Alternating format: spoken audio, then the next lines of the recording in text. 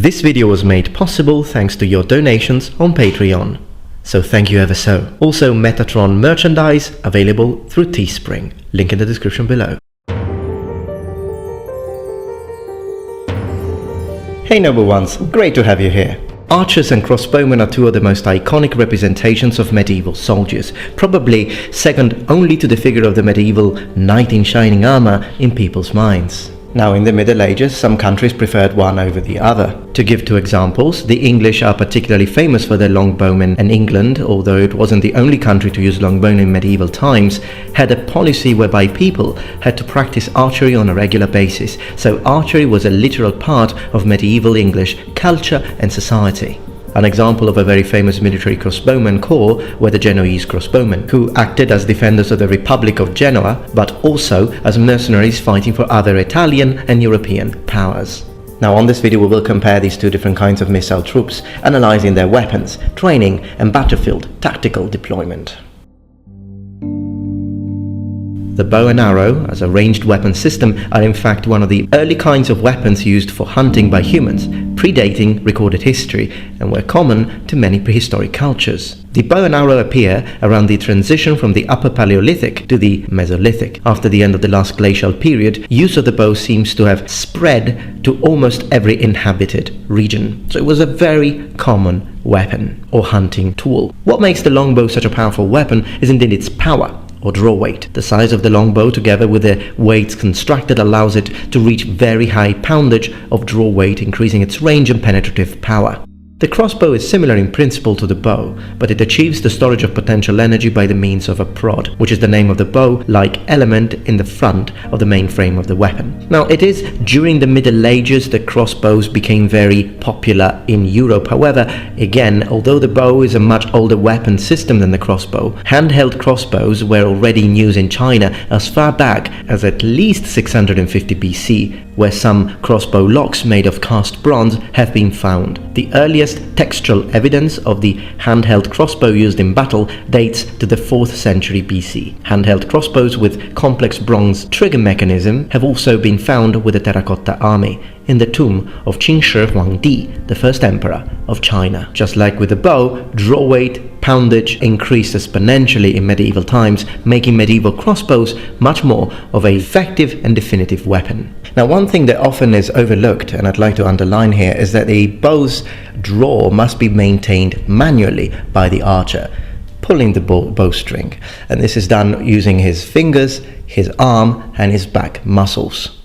So holding together that frame demands a significant amount of physical strength and stamina, and it cannot be done for very long. In fact, it can't really be done for more than a few seconds when we're talking about warbows. And this is a very important thing, because oftentimes when we look at the movies, for example, and generally speaking fantasy, the bow and arrow is usually used by the weaker kind of characters, whether it be a very thin female warrior, whether it be very thin elves. Now, I'm not saying that that wouldn't be possible. Of course it would be possible, and that is because draw weight significantly changes. You can have 40 pounds draw weight bows, you can have 120 pounds draw weight bows, and even more. So the thing is that yes, if you have a bow that is very weak, then a weak person could use it, but a bow like that would have basically no penetrative power against any kind of armor, to be honest. Even padding can stop bows. Whereas in the movie or in role-playing games, we see very weak characters using very weak bows, and the reason why we know they're weak bows is because they hold them even during conversation. So they keep the frame, pulling back the string, and they're just talking to you, which would be absolutely impossible with an actual warbow with proper poundage. And when they finally release the arrow, then it has so much strength that it can actually go through mail armor, it can go through padding, it can even go through breastplate and shields. It's ridiculous. So that does not work. Now, a crossbow, however, uses a locking mechanism to maintain the draw. So this is a big advantage towards the crossbow, in my opinion, because you can literally pull the string into lock and then walk around all day with your crossbow always ready to shoot. And this is important. It's a big advantage for the crossbow because the crossbow can always be ready to shoot. With a bow, it's realistically a lot more difficult. I mean, even if we sort of step away from the battlefield, for the historical battlefield, and jump into even movies and and role-playing games. If you walk around with a crossbow, it is always ready to shoot. You can literally just hold it in one hand while you're doing something else with your other hand, or you're checking a map or something, and then you hear a noise and boom, you're ready to shoot immediately. With a bow, it's more difficult, realistically. I mean, yes, you can walk around ready, but that is only if you're literally expecting something to happen, because the moment you don't have your arrow in your hand and it's in your quiver, then you need to take the arrow, pull the string, aim and shoot. Whereas with a crossbow, you can just aim and shoot, and that is an important thing. And talking about aiming, this is again something that is an almost advantage, a half advantage, I think. The idea of also being able to aim for longer, because again, if you don't have this problem of having to hold with your own back muscle strength the position in order to aim, it also allows you to aim for longer. Clearly this, though, I call it a half advantage, because yes, it could help with accuracy, but on the other hand, it will significantly reduce the rate of fire, if we want to use that word, if you take too long to aim. But again, arrows are limited, including on a battlefield, so I think you do want every shot to count. So the idea of perhaps aiming for a bit longer so that you can have a more precise shoot or loosing of arrows could still be considered an advantage, even if it means shooting less arrows per minute, if you will. Another important thing is, and an important question is, how long does it take to reload the weapon and be again ready to loose another volley? Well, here's the thing. In this case, the bow takes the cake, because with a bow you can, as you know, so you're holding the string, you release, you shoot your first arrow, and then you take your next one from your quiver, or like they would do in battle, you would just put them on the ground. So you can just, loose the first, take the next one, loose, take the next one, loose, doing it properly, clearly. So you need to bring it all the way back to your ear and everything, but it is definitely quicker than reloading a crossbow. So the crossbow has the advantage of being always ready to shoot, but after the first arrow or bolt has been shot, then it takes longer to reload a crossbow than it does to reload a bow. So again, in this case, the archer is better. However, we do need to keep in mind that, for example, professional crossbowmen, like the Genoese crossbowmen, well, usually you had a little crew. So you have the crossbowman himself, you have someone who takes care of the pavis or palvis shield,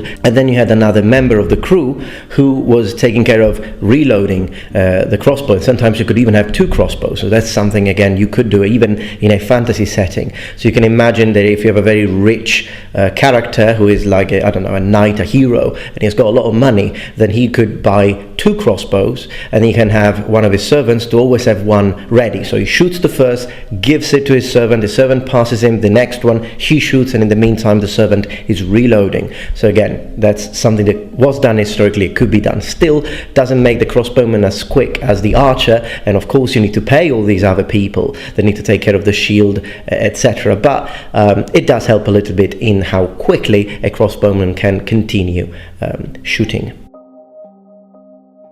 Probably the most important aspect of this comparison is training. So the huge difference between the amount of time you need to train an effective archer and the amount of time you need to train an effective crossbowman for battle is humongous. It's incredible. And it is my opinion, as a history enthusiast, that this is the actual reason why many republics in Italy, or for example the Kingdom of Bohemia, became crossbow countries, so heavy crossbow users, rather than choosing to deploy archers on the battlefield. So to cut a long story short, to train an effective archer, you need years. You need years to develop the sort of strength you need to utilize a warbow effectively. On the other hand, to train an effective crossbowman, you need, I'm going to say, weeks. It is important to underline, though, that to use these weapons for a bow, you need strength and accuracy. For a crossbow, you need accuracy. So clearly, to develop accuracy, you do need time, okay? So if you just give a crossbow to a soldier and give him 2 weeks, he won't be very good at hitting targets, but he can still use the crossbows. If you give a warbow to an archer and have him train with a bow for 2 weeks, he won't even be able to pull the string. That's the main difference. So of course, professional crossbowmen like the Genoese crossbowmen, who actually shot and trained for years, would still be probably the only ones who would be a much more effective kind of crossbowman than those who will be training like in a month. But still, they can use those weapons. They can operate the crossbows effectively in battle. Again, not as accurately, but they can still point and shoot. In fact, this is interesting because, again, if we dive into the world of role-playing games, we see that generally speaking in role-playing games, in the majority of role-playing games, whether it be Dungeons & Dragons or Dragon Age Origins or Dark Souls, you need strength to use swords. The bigger, the more strength you need, and you need dexterity to use bows and, generally speaking, missile weapons. Now, the reality is the exact opposite. You need strength to use bows, and you need dexterity to use swords, simply because a sword is much more of a technical weapon, and the fitter you are, the quicker you can move, the better you'll be able to be at exploiting the gaps in the armor of your opponent if you are fighting against someone in armor and you don't have a mace, or generally speaking, to just place a proper hit and recover from it. You don't really need to be a brute to use a sword, as I have mentioned in many videos, including this one, which is probably the most in-depth analysis that I did, which was a collaboration with Matt Easton from Scholar Gladiatoria. But for bows, why do you need dexterity? The reason why we often see this in role-playing games is because usually these are squishy characters, roguelike, and they jump, and they are thieves, and they are elves, and they do this and they do that, and that's why we juxtapose these two concepts. You use a bow, you need dexterity, but in reality, no, you need strength, because if you don't have enough strength, you can't pull the string back enough